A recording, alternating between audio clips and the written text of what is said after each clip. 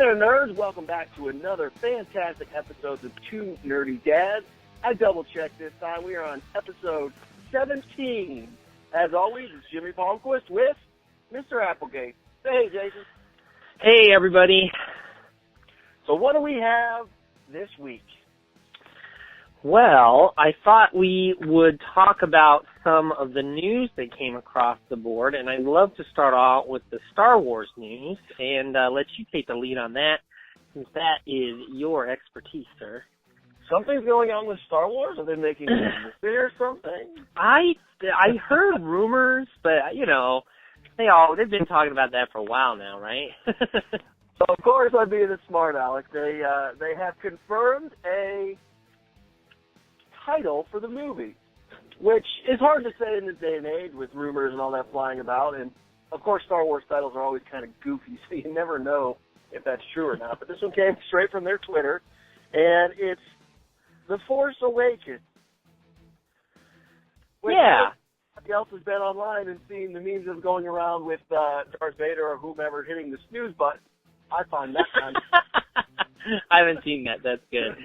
It is. It's kind of funny. But so episode 7, The Force Awakens, to be honest, it's not thrilling. It's just a title. I've been, I guess, underwhelmed with most titles as they've come out. But this one seems particularly not up to snuff. Because the other ones at least feel like they were the Flash Gordon serial kind of... oh, yeah, nice. This one, maybe it'll make more sense once we see the movie.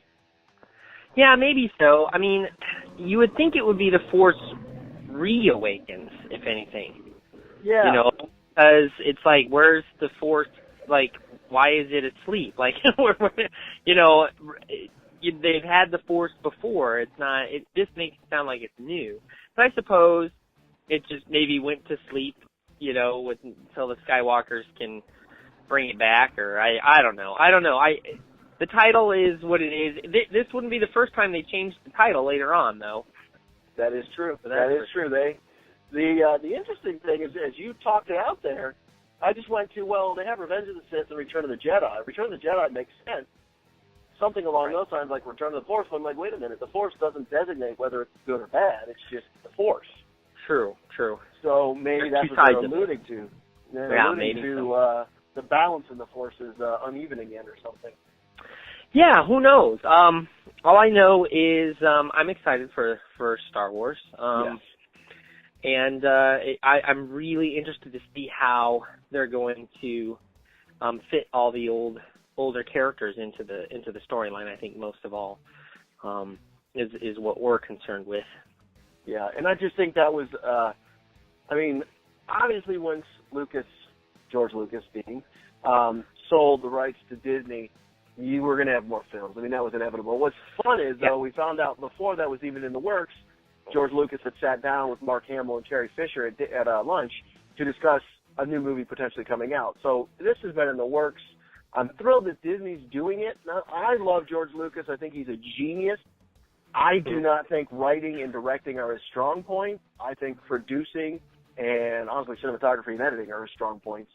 So the fact that Disney really has the helm here, I think makes a lot of sense and makes me feel that a lot better, especially that it's J.J. Abrams who resurrected Star Trek in a way that I didn't even think was possible. So I'm excited. Supposedly, I don't put much credit into this, but Anthony Daniels came out and said this is going to be the best Star Wars yet, which I'm sure we heard back with Phantom Menace when that came out. I don't said that, but I'm sure somebody said that. So, but that's the Star Wars news. I'm super excited. Yeah, I am too, and we've said this before. Both of us are pretty big fans of Abrams. I think he definitely. What you like the most about it is that he does care about the franchise, and that's important. You don't just want somebody in there to make their name off this or just there to get paid. You know, he actually cares about the subject matter, and seeing what he did with Star Trek, I think, is encouraging. I know a lot of Trekkies out there are not huge fans of the reboots, but they don't seem to be fans of much of anything.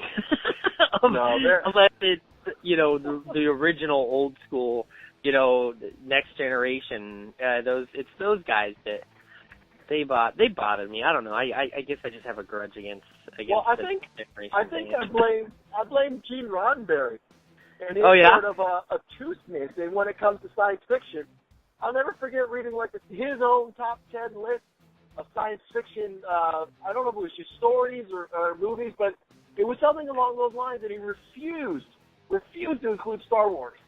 Huh? Like, dude, you're a jerk. What's the point of that? I don't care what list you're making. If you're talking science fiction and movies, Star Wars has got to be on that list. Yeah, I think so too. Although I will make the point that Star Wars is sort of a sci-fi fantasy. I really consider it to be slightly different genre than the sci-fi of Star Trek. I really think that they're markedly different, not completely different. They're both sci-fi. I mean, I think he should have included Star Wars on the list, but it is interesting that Star Wars does have its own sort of niche, and you can throw other series into that as well. Flash Gordon, you mentioned, the Flash Gordon serials are where Lucas got, some of his inspiration for Star Wars, whereas Star Trek has been much more sort of traditional science fiction in the lines of, say, like Isaac Asimov and that kind of stuff, where it's not as fantasy based, and that sounds sort of weird. I don't mean fantasy in regards of like the fantastic, like something that is beyond our current abilities, because all science fiction does that. But I mean the fantasy element of straight up fantasy, like Lord of the Rings, where you have this hero and the epicness of it, that epic literature implement, which was also a huge part of Lucas's inspiration, were those hero myths, and that's been, of course, well documented. No, I completely agree. I think the argument I always hear is Star Trek is based more in science, and Star Wars is more of a science fiction western cowboy flick. Yeah, I can certainly see that. It's definitely much more of a myth. It has that feel to it, an epic myth, than Star Trek does. Is more of a discovery adventure. I mean, and it the ships are more naval-like, and it's all about.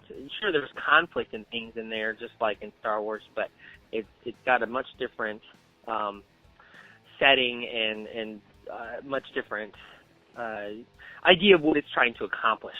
Not really, in Star Trek, it's never really been about the struggle of good versus evil, which is at the core of Star Wars. Even though there are good and evil characters in it, it certainly always has more of a political kind of element to it. But you look at Lord of the Rings, for another example, to make my point about fantasy, that's very much good versus evil. And it has that mythological aspect to it as well. So, anyway. I find it more interesting because you look at my favorite Star Trek film of the originals is The Wrath of Khan, and that is clearly good versus evil. Now, you don't necessarily know who's evil and who's good in the aspect of, obviously, Khan blames Kirk for being stranded on the planet and killing his family and all that, and obviously Kirk blames Khan for all these other things, so it's your perspective, but at the same time, it's definitely about good versus evil. Yeah, it complicates it more, and there's more elements to it as well, because in that film, which I agree is one of the best ones, there are all the, you start to see Kirk as a very flawed character. Yeah. And I think that's sort of interesting, and then of course you have the Klingons and that whole political metaphor that's going on there with Cold War and everything as well. But yeah, I mean, I think that, in other words, to sum up, I think they both have their place, and I think, I think that the argument of which is better, Star Wars or Star Trek, is sort of a futile argument, because it's like, they're so markedly different that I don't think you can just say which one you like better, which one you're more of a fan of. But to say that one is better than the other, I think, is just sort of not fair, because you're applying the criteria of one to the criteria of the other, and it doesn't match up. really, if you wanted to compare two things that are huge science fiction things, I would compare Star Trek to Doctor Who. I feel like those two genres of science fiction are much more, or I shouldn't say genres, but two titles of science fiction are much more comparable. Speaking of which, I know you're not a huge Doctor Who fan and haven't been following it, but the Doctor Who finale just came up. The season finale just aired last Saturday. And I kind of wanted to mention it because I know a lot of our Nerd Locker followers and people who listen to the podcast are Whovians, meaning that they follow Doctor Who. And I've heard and read a lot of reactions to that. Of course, we had a new Doctor. Peter Capaldi played the 12th Doctor that we are on now. And I have to say that I was pretty impressed with him as the Doctor. I liked him. A lot of other people, I've seen actually a lot of positive responses to him as the Doctor, although initially a lot of people were pretty upset. But when you look back at it, the Doctors that have preceded him, since they sort of rejuvenated the series, have been very much younger Doctors and very much they had the sort of ingenue part. You know, they were young and attractive, and so you had a female audience that was romantically interested in the Doctor and was finding, viewing him as being, attractive. And everyone has their favorite Doctor, and I think part of that is what how you were attracted to that Doctor, especially from the female viewership, which Doctor Who has a pretty large female viewership. In fact, if I were to venture a guess, especially over here in America, since it's really kind of crossed over relatively recently to America fandom kind of exploding, I would have to say probably about 60 to 70%, maybe even more, of the Doctor Who viewers are female in America. Now, maybe I'm overestimating that, but it seems like that to me. So, I don't know, how much do you know, Jimmy? Because I don't want to sit here and babble the whole time about Doctor Who, and how much have you followed it? Are you much of a fan, or? No. I'm sorry. I like that. No. I really tried to get into it. Did you? Yes, I haven't tried with Peter Capaldi. I have tried with Chris Eccleston. I've tried with David Tennant. I've tried with Matt Smith. Basically watching at least 2 episodes at the beginning of each of their arcs. And I just can't get to it. You gave it the college try, I have to admit. I don't understand. I want to be a good nerd, but clearly I can't be a good nerd. So I don't understand. Hey, there's things for everybody. And I didn't used to get Doctor Who. I used to think of their fans as sort of, I always felt like they were elitist, like they were the kind of people like, well, you just don't understand it. You just don't get it. But I don't think that that's as much anymore because, frankly, I think there's more of them. I think that now that there are more of them, then people aren't as, they're not as defensive about it, and don't get as upset about you not liking it. And so you don't hear that quite as much. But I jumped on, and I think I've said this before, with Matt Smith. So he's my favorite. And the reason I liked him was because I went back and I watched Tenet and the ninth, I can't remember his name, Eccleston or something. Yep. And I watched those, and I liked them okay. But the reason I liked Matt Smith was he was clever, witty, and he was also sort of fun and almost childlike.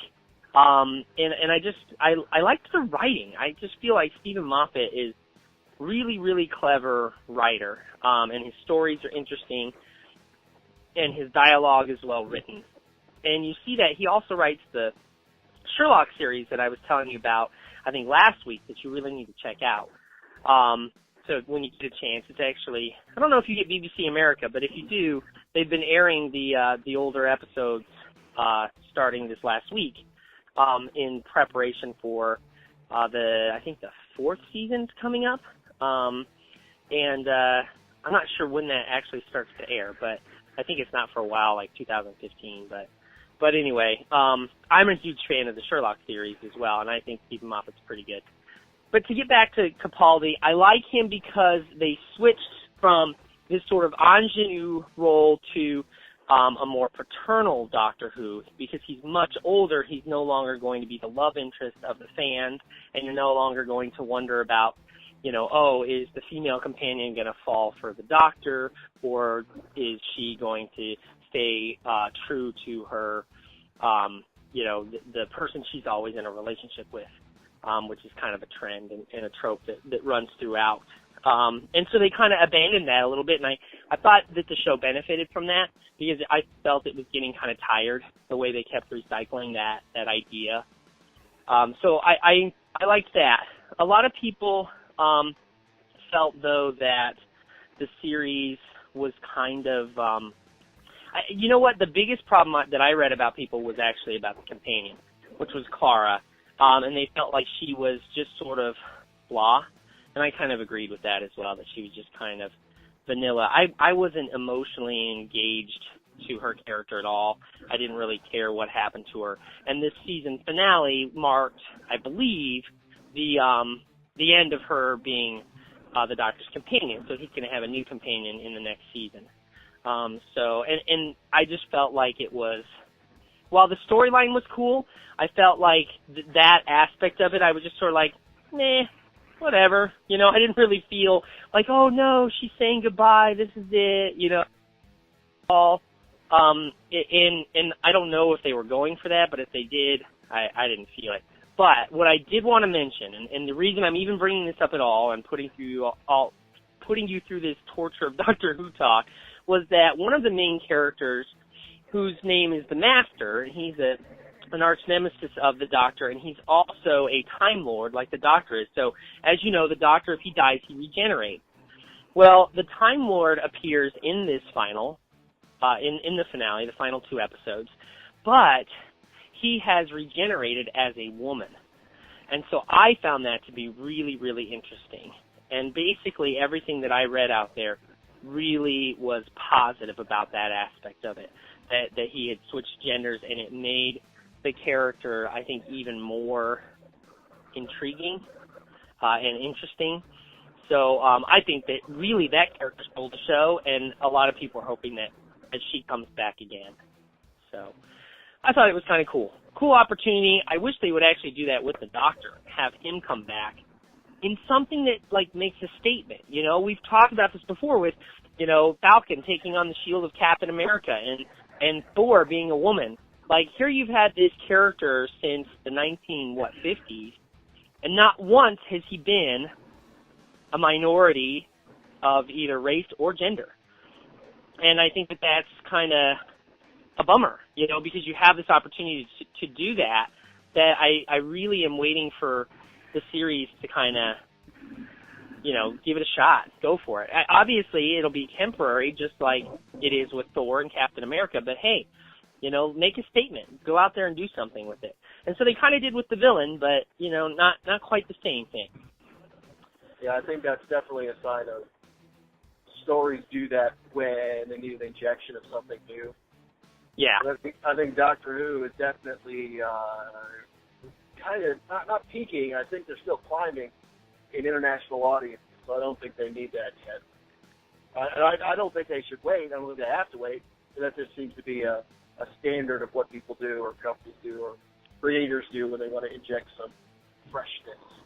Yeah, that's true. I mean, certainly make that argument with the with comic books, and how they'll do that. They either kill the character off or change, the origin or whatever. They make some sort of change that's like, oh, so shocking, but then of course we all know it's only going to be temporary.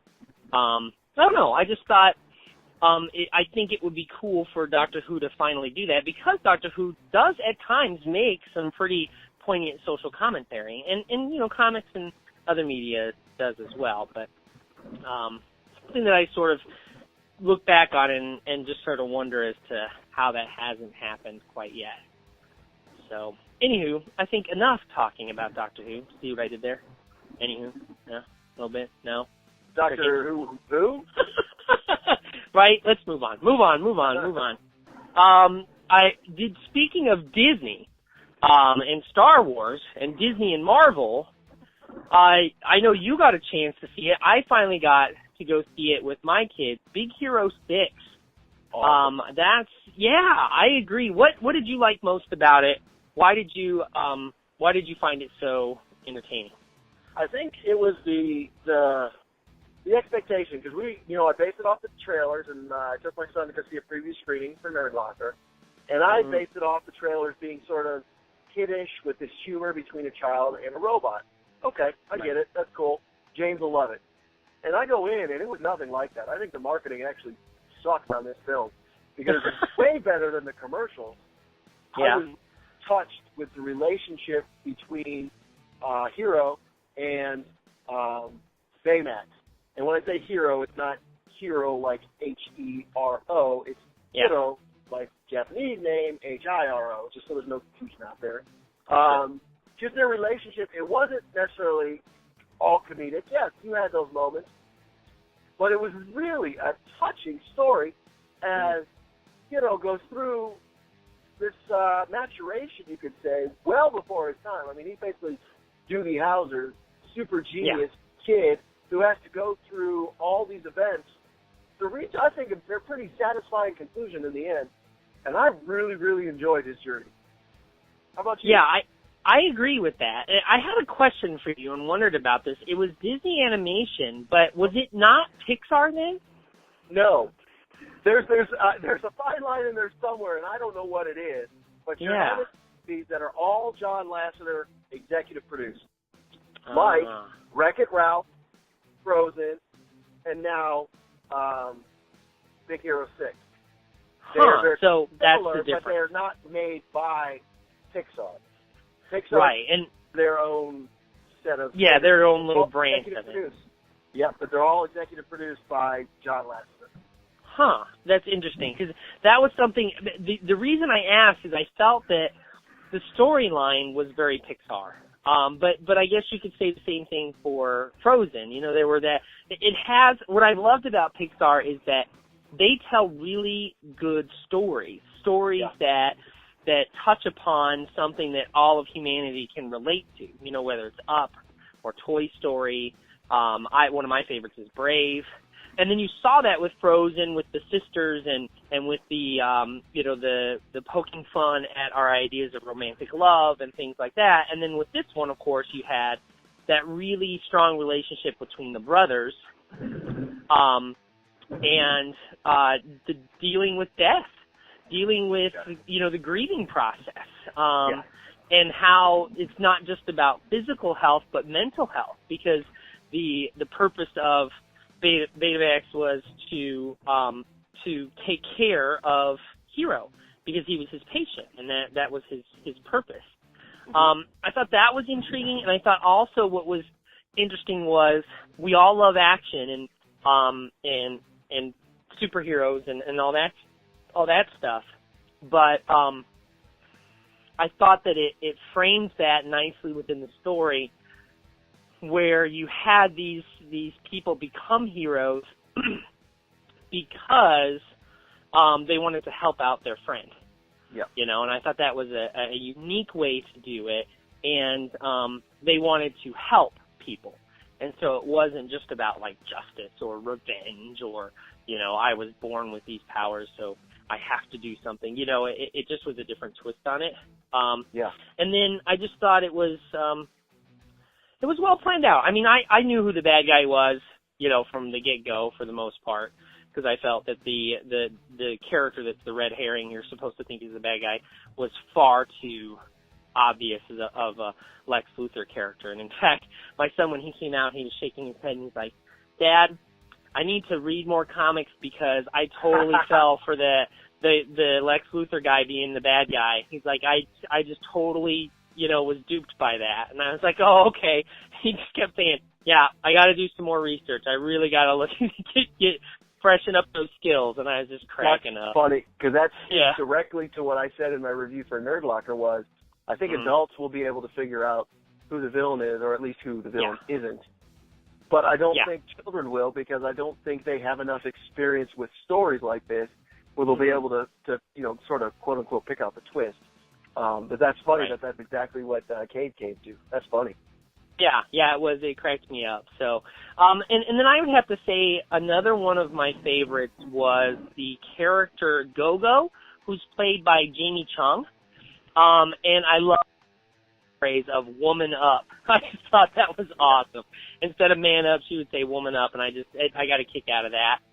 Also, as a little side note, I heard that she, meaning Chung, was and has been and still is very interested in playing Psylocke at some point on the silver screen. So yeah, something to keep an eye out for and see if that ever comes to fruition. So I like that a lot. See if 20th Century Fox can kill another mutant off. That's nice. Yeah, right. Well, that was the interesting thing, because I did a little research, because I was not book, and it came out right at the heart of, I guess it was the tail end when I was really collecting comic books in college. So I was like, man, I'm surprised I never heard this. I don't know anything about it. Yeah. And I looked it up, and I guess the original team starred Sunfire and Silver Samurai and was a mechanism of the Japanese government. So I was like, very interesting and very different than what I got from the movie.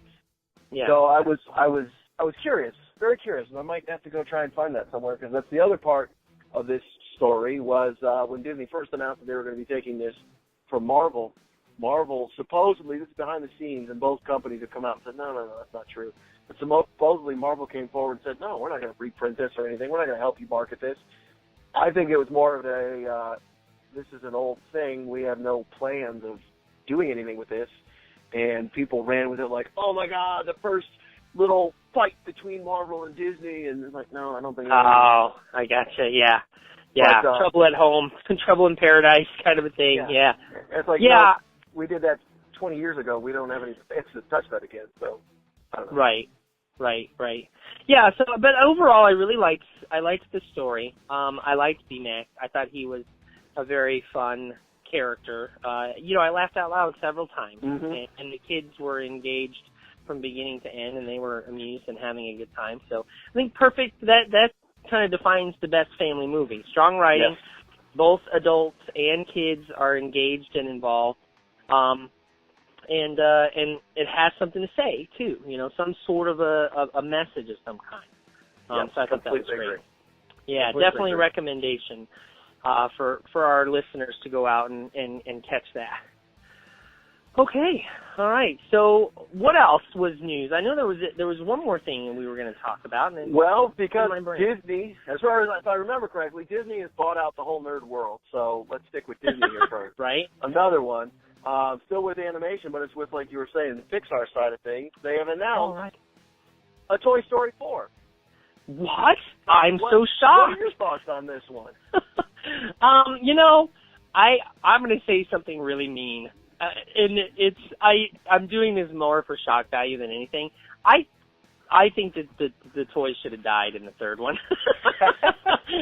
I'm just a mean, dark guy like that sometimes. I don't know. I liked 3. Okay. I thought it was all right. I liked 1 and 2. You loved 3? Oh, man, 3 was so touching. It was amazing. When they're all grabbing hands and stuff and they're about to go in, I was like, oh, this is heart-wrenching, right? They're all going to meet their doom, but they're going to do it together. And then, but I thought that's what should have happened. But I'm just dark and mean, but usually I'm a jerk. I don't know what's going on here. But when the claw comes down and saves the little whatever alien dudes who were in the claw machine, I'm like, this is perfect.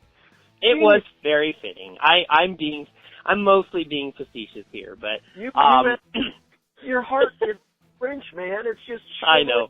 I don't understand. I know. It's because I'm already seeing Christmas stuff in in Target right after. Actually, before the Halloween stuff was even gone, there was Christmas stuff out there. No. It's I jest for the most part. I thought that was a nice ending, and then you had, of course, the mean kid from the first movie, whose name slips me, is driving the garbage truck, and it was very cyclical. So for 4, I just don't know. I mean, because of how cyclical 3 was, it seemed like it was a good place to leave it. It was definitely a perfect place to drop off, because Andy basically recycles the toys, so now they have a newfound life. They're not going to be stuck in the attic. They're not going to be in the garbage. They're not going to be in a garage sale. He gives them to somebody who we've had a relationship with in the movie because she was at that daycare center. But I think that's the thing I like is we have characters that we all love. They're not they can't age in the way that a live action Star Wars is a great example. Carrie Fisher, Harrison Ford, they're all going to age past the point of what they were with the original movies. We don't have with Toy Story, so we can see these characters again. They're going to put them in a new picture. And yeah, Andy's always going to be in the back of our minds, but really, Andy was never a big part of the story in what the toys were doing. Yeah. So, but back on my Star Wars, you make more films, two of them, but more than likely I'm going to like them. Yeah, I mean, for me, it seems like they've got an uphill climb a little bit here with 4 because they, where are they going to go? You know, like what's going to be the new thing? And we don't know because they haven't, released anything except for that they are going to do it. But it reeks to me of, this is our moneymaker. We can't possibly not churn these out. Look at how much we make in marketing and everything else. All the toys and all that jazz. And Tom Hanks. I mean, what else? What has that guy done lately besides being Woody? And I just sort of, I'm slightly skeptical, I guess is the best way to put it, because of how 3 left off, and I really did think it was a perfect way to wrap that up. Sure. But we all knew this was coming. I love how in the second Muppet movie they talked about Toy Story 4. They said they have some little comment in one of the songs about they're just waiting to do Toy Story 4, but we all knew, it's gonna come. But I'll just wait and see. I do like some of the newer characters. One of my favorites is I think it's Mr. Pricklepants, the hedgehog actor with the lederhosen. Timothy Dalton at his finest. Yes. Yeah. It just cracks me up, He's an actor. So he amused me. And I mean, his name is Mr. Pricklepants, so you can't beat that. Yeah. So I'm intrigued to see how that's gonna work out. And yeah, I'm a fan of Toy Story. So I don't know. We'll see. Well, that's the other funny part is I remember when they announced 2, and I'm like, there's no way they can hold up to what happened in 1. And they did. True. And I'm like, that's pretty amazing. And then they announced 3. It's like, oh my God, now they're just getting money grubbing, whatever. There's no way. And they did, and you're like, okay, well, fooled me, okay. So I'm not going to fall for it again. I'm like, you know what? Disney and Pixar have a great track record of late, especially Pixar. John Lasseter knows how to make the movies. He's going to come back and direct this one, and he did the first 2. So I got to believe something good's going to come out of it. Otherwise, they wouldn't do it. Yeah, that's a good point. That's a really good point.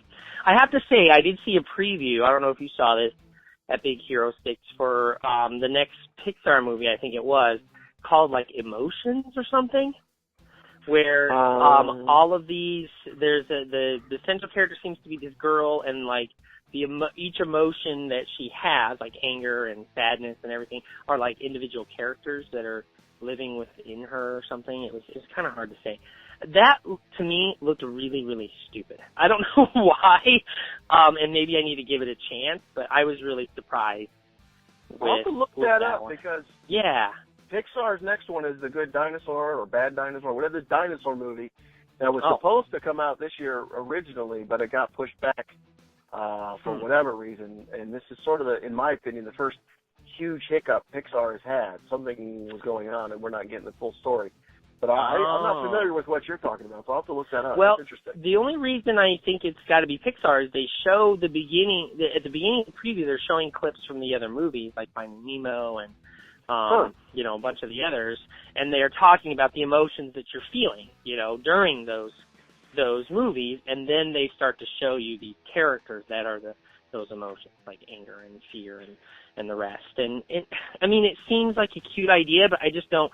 Where it's gonna depend is the story about the girl going to be compelling enough? Then I think the rest of it will probably work okay. But I still say I agree with you. I mean, let's just sort of trust in Pixar a little bit here because they do some of the best movies, and I'm talking movies, period, not just animated movies. Like Up, one of the best stories, period, that we've seen in the last 10 years probably. It's right up there with a lot of those, in a lot of really, really good films, not just movies. I like to use that word when I'm talking about, motion pictures that have substance to them. I like the word film. And movies can be anything that is entertaining on a screen that you paid way too much for popcorn to watch.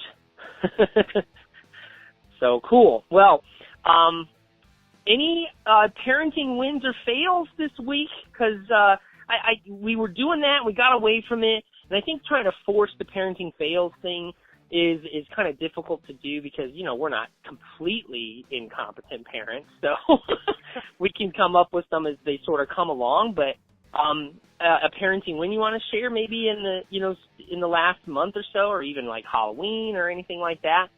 Well, I've got a combo pack that actually happened yesterday, and luckily my wife was too busy with coaching that she couldn't take pictures.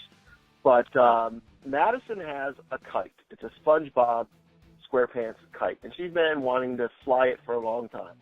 So I'm like, all right, Madison, let's go to the park. James came with too, and we'll fly this kite. And got the kite, had the string, in an open field. I'm stoked. We're in Vegas, which is usually windy. There was zero wind. Right, oh, no. So I'm running back and forth on this field. It's probably about, 2 football fields. So, 200, maybe even 300 yards. I'm a nerd. I am a nerd. Once upon a time I was a jock, but I'm a nerd. I am not equipped to be running as much as I did yesterday to get this stupid kite in the air. It did not get in the air, maybe 10 feet off the ground at most. I don't know. It was pretty pathetic watching me run around. The kids loved it, though. They were trying to. The kids were thrilled that we went to fly this stupid kite that didn't get in the air. So it was a failure on the kite part, but I feel like it was a parenting win because the kids had fun.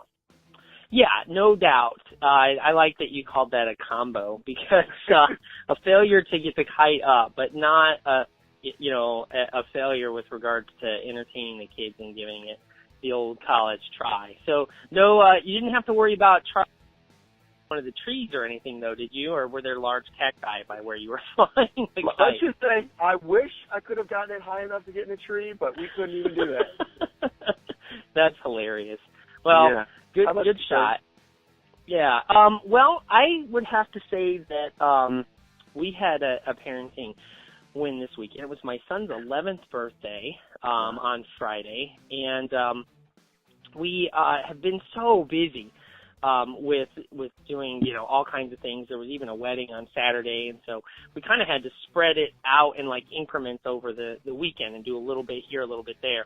But he had a great birthday, and the thing that sort of struck me that I wouldn't call this a parenting fail by any means, but was sort of a parenting moment was thinking about he's 11. How many more of these like kid kind of birthdays am I going to have with him? Maybe 2. At most, because he'll be 13 in 2 years. So, maybe even not even one next year. But this was an enjoyable one. He had kind of a Doctor Who themed birthday, got a lot of Doctor Who stuff. He just sort of started to get into Doctor Who, so it's been kind of his thing. He especially likes the Daleks. And I'd have to say my parenting win was his cake. He had an ice cream cake, and I took one of his drawings that he did last year of a Dalek that he had colored on a piece of paper, and took a picture of it and got that put onto the birthday cake that he had. Nice. So he was thrilled about that. So yeah, it was a cool moment. I was glad I was able to do well there and impress him. And but it was cool. It was really cool. But enjoy those, listeners. Enjoy the birthdays. I know they can be stressful. They can be hectic. There's a lot of work that goes into them and all that stuff. But you only have so many, man, before they're going to not really want you to do anything. And they're like, Dad, can I just go out with my friends? Those days are coming, man. They're coming. Sounds awful. Yeah, right? I think I had posted that at one point. Does anybody have a time machine? Because, just want to kind of, or even just like slow it down a little bit, not even go back at all. So, cool. Well, lots of cool stuff that we discussed today. For sure. Yeah, I think successful episode 17. My goodness, talking about time flying by. We're almost legal. I know, right? How exciting is that? Exactly. One more week. One more week, and then we can go buy cigarettes, right? I don't know. Vote. I don't smoke. We can vote. We can vote. Oh, okay. All right. That's what you meant by legal. All right, man. You have a good one. And everybody out there, you know where to find us. Jimmy, tell them anyway, just in case they forgot. Exactly. We are on nerdlocker.com. We are on YouTube /2nerdydads. We're down there, just our own channel by ourselves. You can also check that out on YouTube Nerd Locker channel. We're on iTunes. We're on Facebook. We're on Twitter, Instagram, and, of course, the website, nerdlocker.com. We're all over the place. Definitely hit us up. If you've got ideas, things you want to talk about, let us know. Again, parenting wins and fails. We always want to hear that. Or if it's just general things that, hey, you know what, we're really interested in blah, blah, blah. Let us know. We'll look it up and talk about it if we don't know about it. So let us know. Otherwise, have a nerdy week. Have a nerdy week.